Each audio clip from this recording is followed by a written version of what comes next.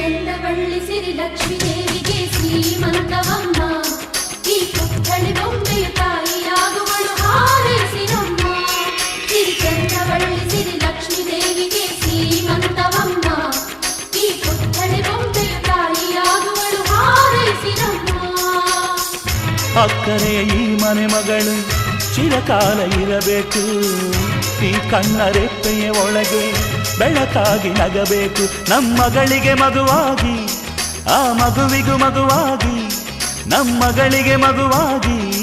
ಆ ಮಗುವಿಗೂ ಮಗುವಾಗಿ ಈ ತಂದೆಗೆ ತಾತನ ಪದವಿಯ ನೀಡಲಿ